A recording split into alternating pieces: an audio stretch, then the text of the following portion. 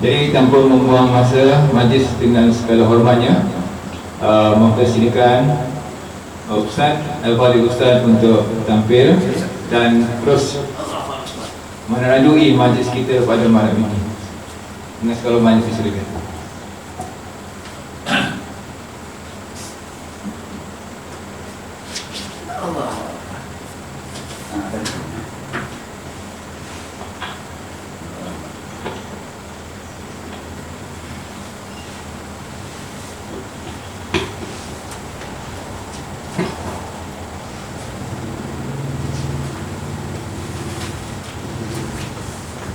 A'udzu billahi minasyaitonir rajim. Bismillahirrahmanirrahim. Alhamdulillahi rabbil alamin wassalatu wassalamu ala asyrafil anbiya'i wal mursalin wa ala alihi wa sahbihi ajma'in. Subhanaka la ilma lana illa ma 'allamtana innaka antal alimul hakim. Wa la hawla wa la إلا بالله العلي العظيم. رضينا بالله ربا وبالإسلام دينا وبمحمد نبيا ورسولا. رب يسر ولا تعسر فإن التيسير عليك يسير. رب تمم بالخير. Alhamdulillah. Terima kasih kepada pengerusi masjid, pengerusi surau Haji Unit Kampung Kuta, PJK, Jawatan Kuasa Surau dan semua jemaah yang hadir. Alhamdulillah, hari ini kita menyambut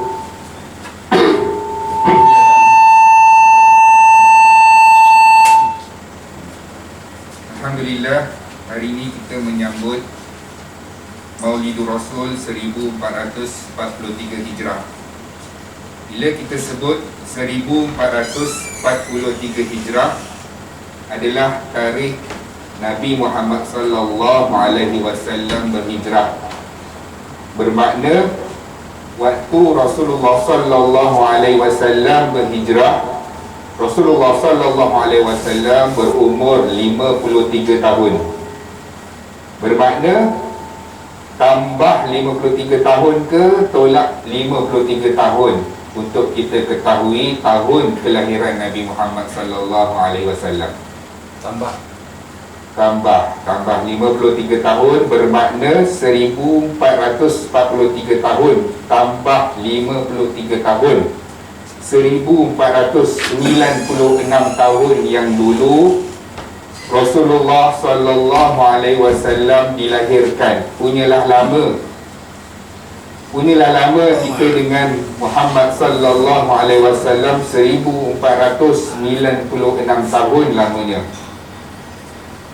Jadi untuk kita mengetahui sirah, mengapa kita mengetahui sirah, seperti yang pengurusi surau kata, adalah untuk mewujudkan rasa cinta terhadap Nabi Muhammad sallallahu alaihi wasallam. Kalau kata cinta, kita boleh sebut kita sayang kepada ahli keluarga kita, sayang kepada isteri kita, sayang kepada suami, sayang kepada anak-anak, sebab perasaan tu memang ada, memang hadir, sebab itu adalah ahli keluarga kita dan kita hidup bersama dia. Rasulullah sallallahu alaihi wasallam sudah meninggalkan kita 1400 tahun lebih.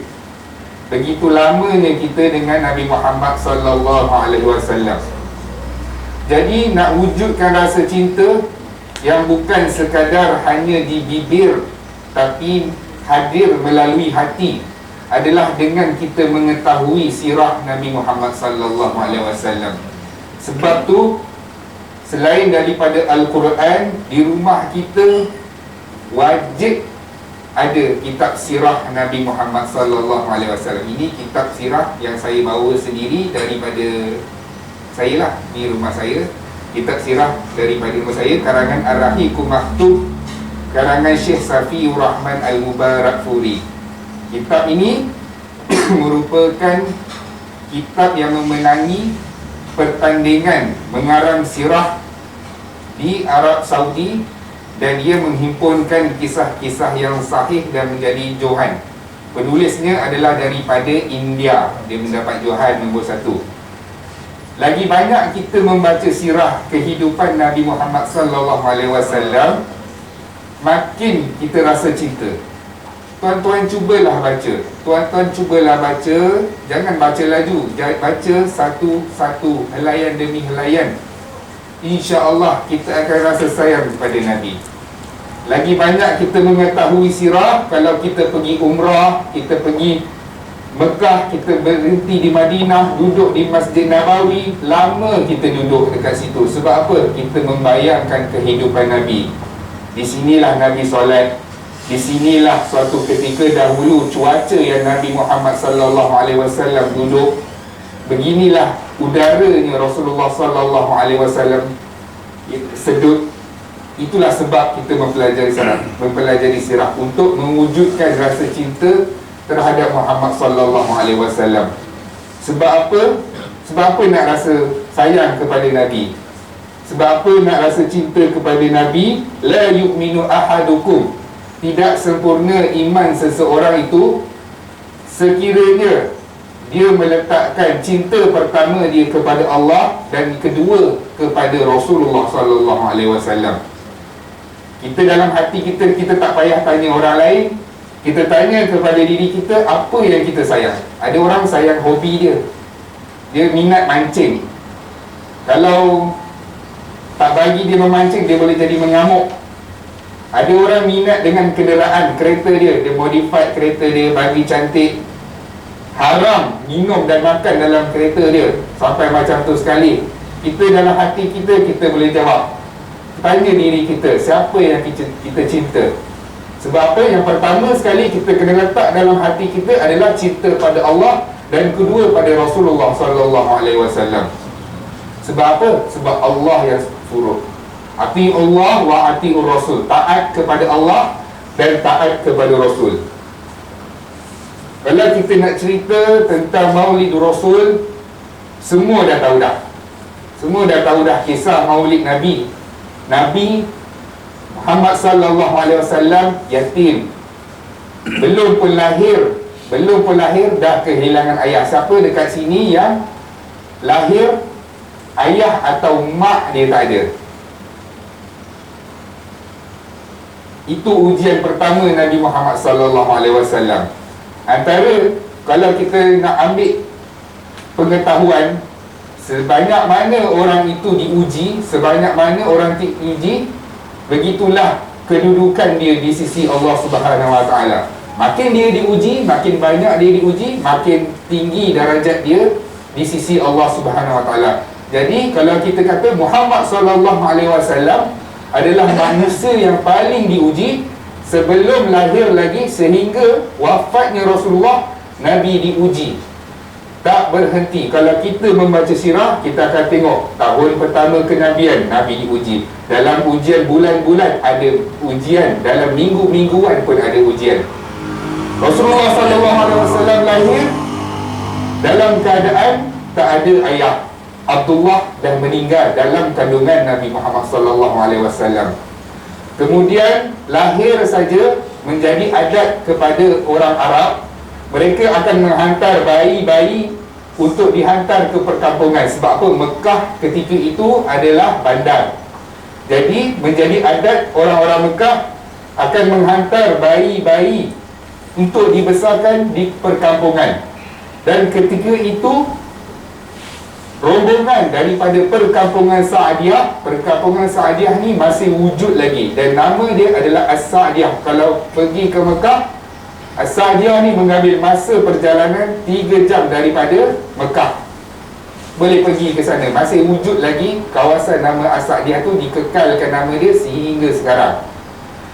Jadi rombongan ni datang ke Mekah untuk mengambil bayi-bayi. Sebab apa? Mereka akan mengambil upah menjaga bayi-bayi selama 2 tahun. Untuk apa?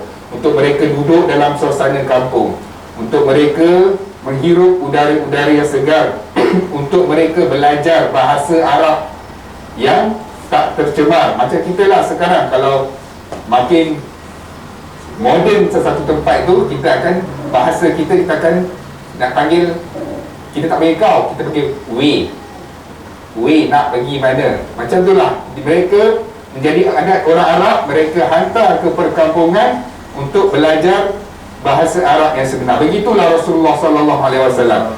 Jadi dalam perjalanan As-Sa'diyah ni, perkampungan Sa'diyah ni pergi ke Mekah, ada satu pasangan suami isteri, iaitu Halimatus Sa'diyah dengan Al-Harith. Mereka menaiki unta yang tua, unta yang lemah. Jadi rombongan ini lambat. Sampai saja ke Mekah, semua rombongan tu dah ambil dah bayi. Masing-masing dah ambil bayi ini. Sampailah dekat Aminah. Halimatus Sa'diyah tanya, kenapa bayi ini tak ada orang yang ambil? Jawab Aminah, innahu yatim. Ini anak yatim. Ke Halimatus Sa'diyah, patutlah tak ada orang nak ambil. Sebab apa? Sebab nak ambil bayi ni mestilah mengambil upah. Maksudnya ada kena bayaran. Jadi kalau tak ada suami untuk bekerja untuk memberikan upah bayaran tu selama 2 tahun maka tak ada siapa yang nak ambil bayi Muhammad ni. Jadi Sa'diyah ni, Halimatus Sa'diyah bersama dengan Al-Harith berbincang. Kita dah jalan jauh dah. Jadi kita ambillah Muhammad ini, bayi Muhammad ini. Dan ketika dia mengambil bayi Muhammad itu, dia tak tahu bahawa dialah lelaki dan wanita, pasangan suami isteri yang paling beruntung.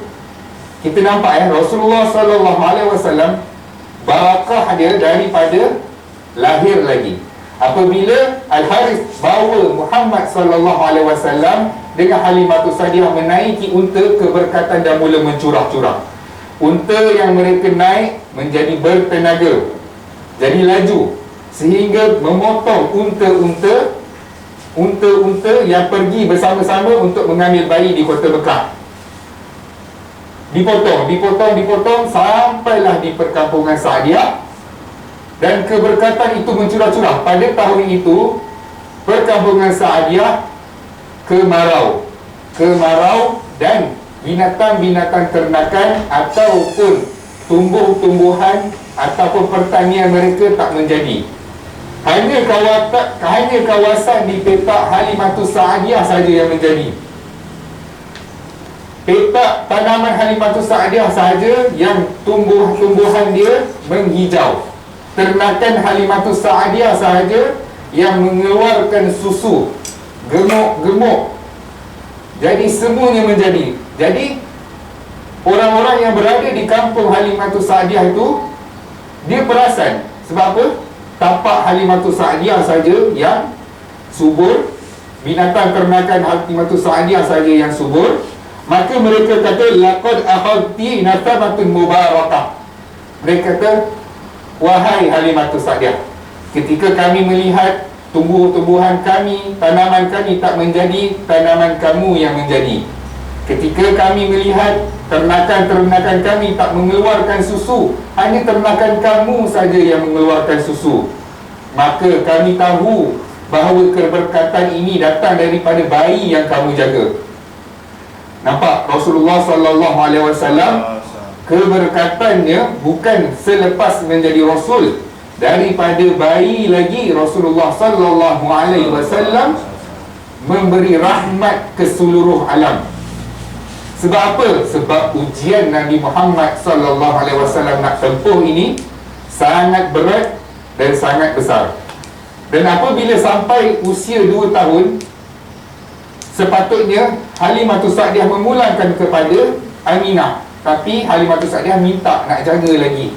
Boleh tak nak jaga? Jadi Aminah bersetuju. Sebab apa? Lagi baguslah duduk di perkampungan, bercucuk tanam, belajar menunggang kuda, belajar kehidupan susah yang mencabar. Jadi sampai 2 tahun di sana, berlakunya peristiwa pembelahan dada Nabi yang buat kali pertama. Apabila Rasulullah SAW didatangi dengan malaikat Jibril, ketika Rasulullah SAW bermain dengan teman-teman susuan dia, dia main di situ, datang malaikat Jibril yang berupa manusia datang baringkan ke Nabi, belah Nabi, keluarkan sesuatu dan dicuci dan dimasukkan sesuatu tu balik. Dan kata Rasulullah sallallahu alaihi wasallam, lepas dah habis dah berjumpa dengan sahabat dan menjadi rasul, kesan belahan itu wujud.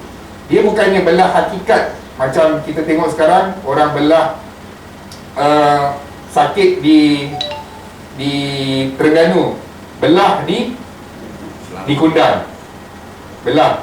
Tak, dia tak macam tu. Dia lah belah yang sebenar. Para sahabat melihat kesan belahan parut Nabi Muhammad sallallahu alaihi wasallam itu. Jadi Halimatus Sa'diyah tak senang. Sebab apa? Kawan-kawan Nabi semua pulang ke rumah Halimatus Sa'diyah bagi tahu Muhammad dibunuh. Jadi Halimatus Sa'diyah risau. Sebab apa? Sebab dia takut orang-orang di Sa'diyah tu cemburu dengan dia. Jadi dia pulangkan semula Muhammad sallallahu alaihi wasallam kepada Aminah, dan sampai dia bersama dengan ibunya, dibawanya Rasulullah sallallahu alaihi wasallam untuk menziarahi kubur Abdullah di Madinah. Sampai saja di Madinah, belum sempat balik, belum sempat pulang, Aminah jatuh sakit. Ujian Rasulullah yang kedua selepas kewafatan bapa, Rasulullah diuji dengan kewafatan Aminah, ibunya. Belum sempat dia nak panggil ibunya dengan mak, ummi. Belum sempat lagi, baru nak rasa kasih sayang, Allah ambil Aminah. Allah wafatkan Aminah, jadilah Nabi yatim piatu. Mak tak ada, ayah pun tak ada. Lalu Rasulullah sallallahu alaihi wasallam dijaga oleh datuk Rasulullah, iaitu Abdul Muttalib. Dijaga oleh Abdul Muttalib selama 2 tahun saja. 2 tahun saja, kemudian Allah ambil balik Abdul Muttalib. Rasulullah sallallahu alaihi wasallam Allah uji supaya apa? Supaya Muhammad sallallahu alaihi wasallam tidak bergantung langsung kepada manusia. Kita kalau ada masalah, kita akan telefon mak, telefon ayah. Rasulullah sallallahu alaihi wasallam diuji ataupun diberi tarbiyah langsung daripada Allah apabila Allah wafatkan semua yang Nabi sayang. Bapa, ibu Rasulullah, kemudian datuk Rasulullah sallallahu alaihi wasallam. Itu sebab kita kena belajar sirah. Kita kena tengok sirah, belik satu persatu, tengok kehidupan Nabi sallallahu alaihi wasallam.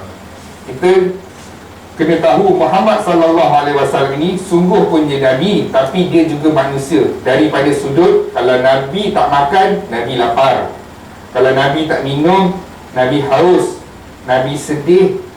Nabi sedih sehingga kan ketika Rasulullah sallallahu alaihi wasallam kehilangan anaknya Ibrahim, Rasulullah sallallahu alaihi wasallam diuji, ketujuh anaknya, 6 daripadanya wafat dalam keadaan Rasulullah sallallahu alaihi wasallam hidup lagi. Ke-6, bukannya Allah Subhanahu wa taala ambil kesemuanya, ke-6, Allah ambil satu. Allah ambil satu lagi. Allah ambil satu lagi. Nak tengok Muhammad ini macam mana terus berdakwah ataupun tinggalkan Islam ataupun putus asa. Para sahabat nampak kesedihan di wajah Muhammad ketika menguburkan Ibrahim. Menangis Rasulullah sallallahu alaihi wasallam tapi tak berbunyi.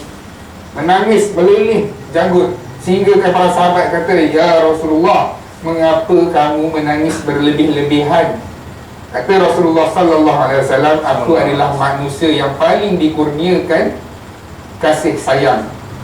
Kasih sayang. Maka Rasulullah sallallahu alaihi wasallam sama seperti kita dari sudut kemanusiaan itu. Rasa sedih, rasa marah, semua ada kepada Rasulullah sallallahu alaihi wasallam. Dan kita akan lihat Muhammad sallallahu alaihi wasallam ini mempunyai contoh ikutan yang terbaik. Contoh ikutan terbaik ni kita mengetahui semuanya. Rasulullah sallallahu alaihi wasallam digelar Al-Amin, orang yang amanah, tak bercakap bohong, membantu orang yang susah. Semua kebaikan ada kepada Rasulullah sallallahu alaihi wasallam. Tapi ada satu kisah yang membuatkan saya rasa kebaikan ini dah hampir pupus. Hampir pupus tapi boleh diusahakan. Kita boleh usaha untuk nak bantu orang, kita boleh usaha untuk nak sayang orang, kita boleh usaha memaafkan orang. Tapi ada satu perkara ketika Rasulullah SAW, satu peristiwa ni yang membuatkan saya fikir kebaikan ini hampir pupus dan mungkin tak ada. Ada tapi sangat sedikit. Satu kisah di mana Nabi Muhammad SAW berjual beli dengan orang Yahudi. Berjual beli dengan Yahudi itu biasa. Kita pun pernah berjual beli dengan orang bukan Islam, pergi ke kedai orang bukan Islam, berjual beli itu biasa. Jadi Rasulullah SAW juga berjual beli apabila Rasulullah SAW berurusan dengan satu nama Yahudi itu yang bernama Zaid bin Sa'nah. Zaid bin Sa'nah ini dia berurusan dengan Nabi. Jadi Nabi mencatatkan, membuat perjanjian sekian bila perlu dibayar dan tarikhnya bila dan berapa kos bayarannya. Jadi itu dah mendapat persetujuan. Dalam satu hari Rasulullah SAW tengah duduk bersama dengan para sahabat Abu Bakar, Umar, Uthman, Ali. Dan ketika itu datang Zaid bin Sa'nah ni, dia datang kepada Rasulullah SAW dengan mencekak leher Rasulullah SAW sambil mengatakan, Muhammad, engkau ni jenis yang susah nak bayar hutang, dengan keturunan kamu sekali susah nak bayar hutang. Sayyidina Umar ada dekat sebelah. Dia kata apa dengan Zaid bin Sa'nah? Dia kata, berani kau cakap apa yang aku dengar ini. Sayyidina Umar ni kita kenal dia dengan perwatakan dia yang tegas. Apabila dia masuk Islam saja, kita nampak dia cakap kepada Rasulullah, ya Rasulullah, adakah kita berada di jalan yang benar? Rasulullah kata, ya. Kalau macam tu, mari kita pergi nyatakan Islam.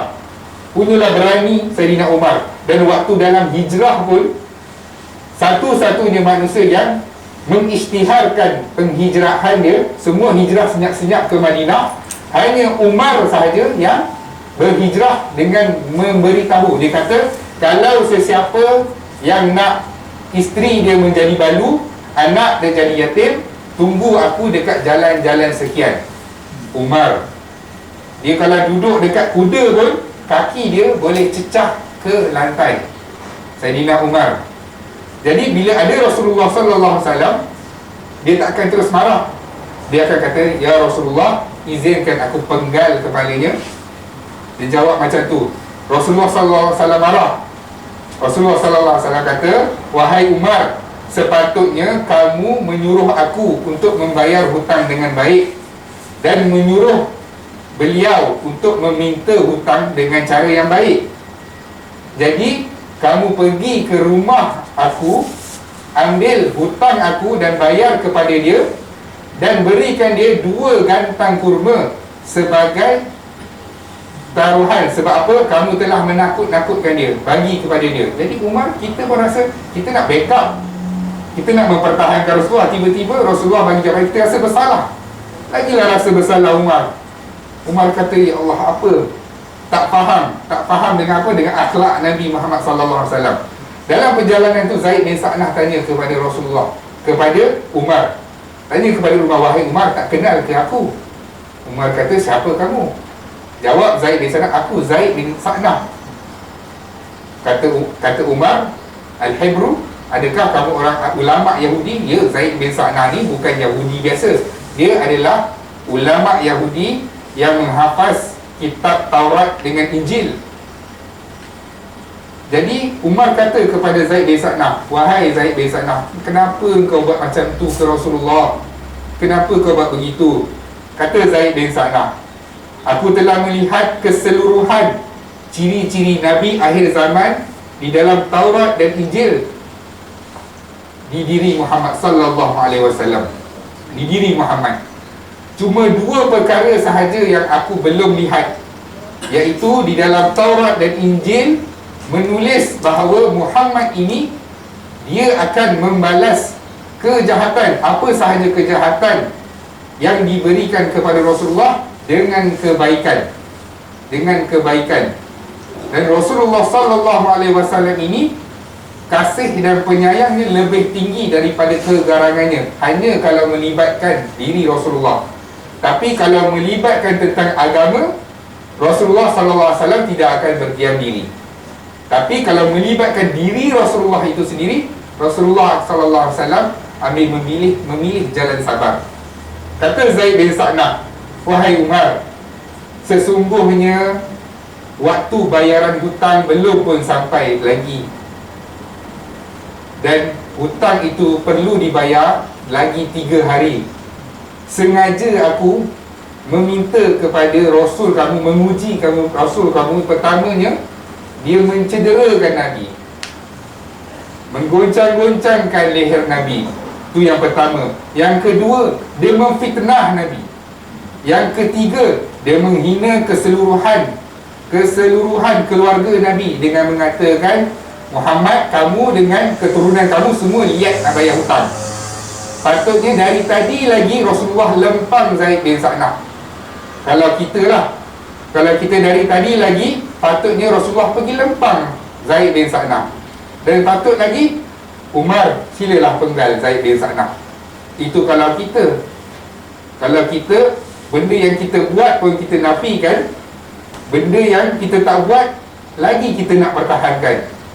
Lalu Zaid bin Sa'nah kata, aku dah melihat keseluruhan tanda itu, maka hari ini aku mengucap di depan kamu, La ilaha illallah Muhammadur Rasulullah. Masuk Islam orang tu.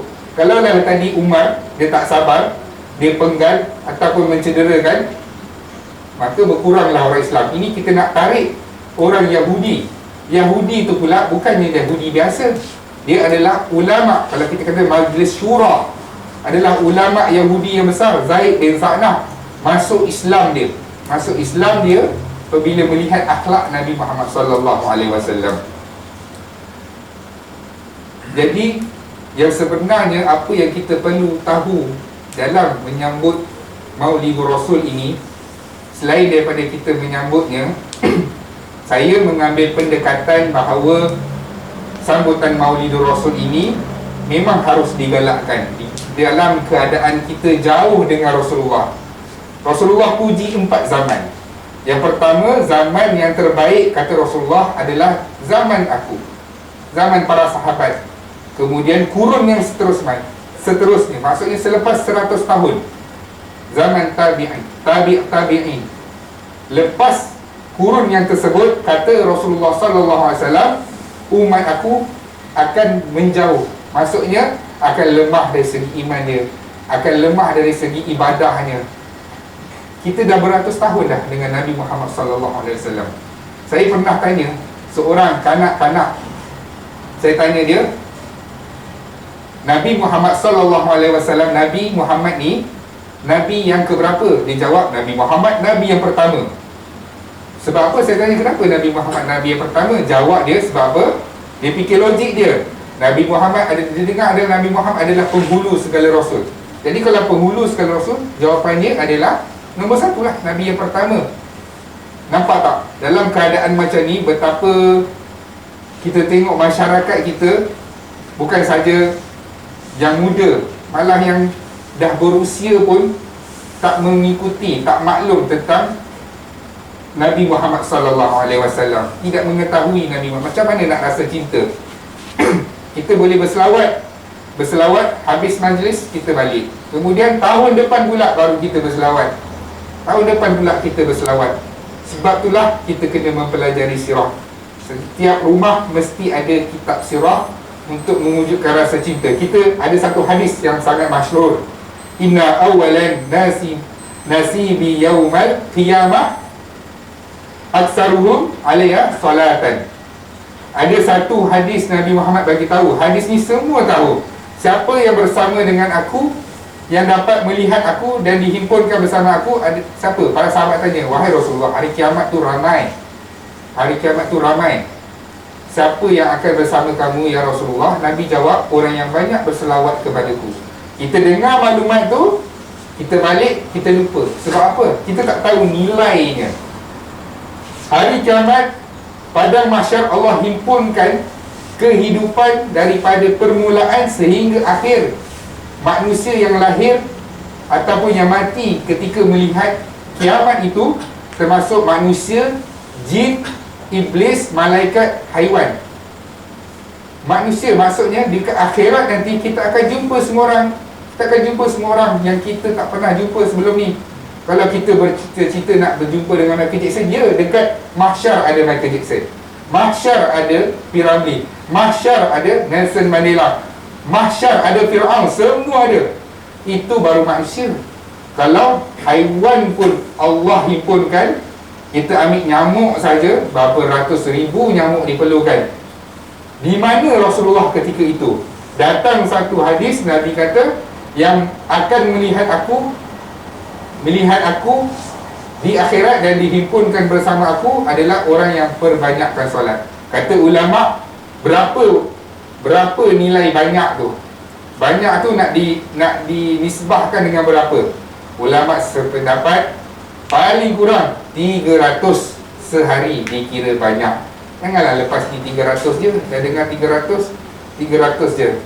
Banyakkan selawat. Banyakkan selawat sebab kita nak dijamin.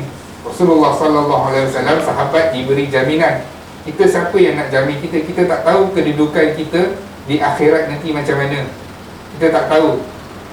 Masa akhirat nanti kita tak akan ingat amalan baik kita. Yang kita ingat dosa kita pada Allah. Mustahil orang di padang mahsyar sementara menunggu Allah menghisap dia, dia akan ingat segala kebaikan dia. Dia akan ingat apa dosa dia. Ada dosa yang kita buat, isteri tak tahu. Ada dosa isteri buat, suami tak tahu. Masing-masing tahu. Sebab itulah Allah kata, dekat sini tak ada peguam bela. Kamu, cukuplah kamu seorang saja yang menjadi peguam bela kepada diri kamu. Jadi apa lagi yang kita harapkan selain daripada syafaat Rasulullah SAW?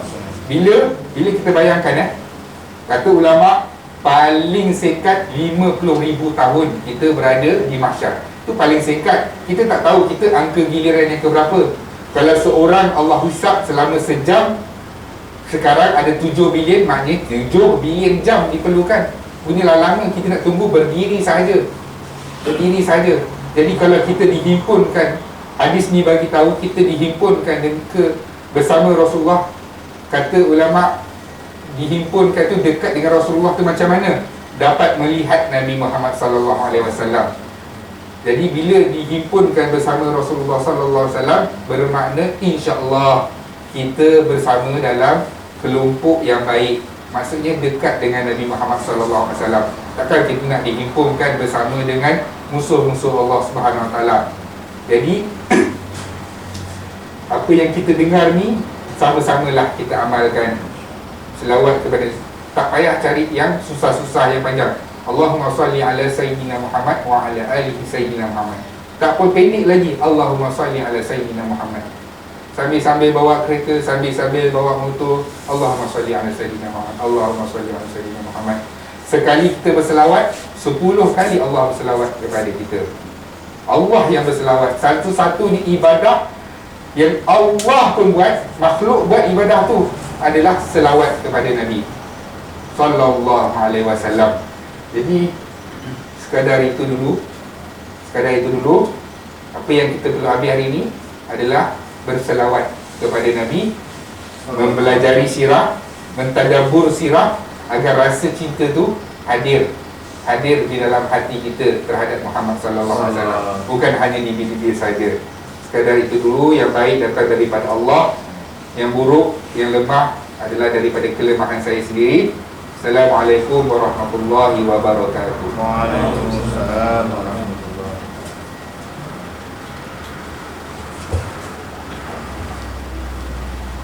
Alhamdulillah Rabbil Alamin. Terima kasih kepada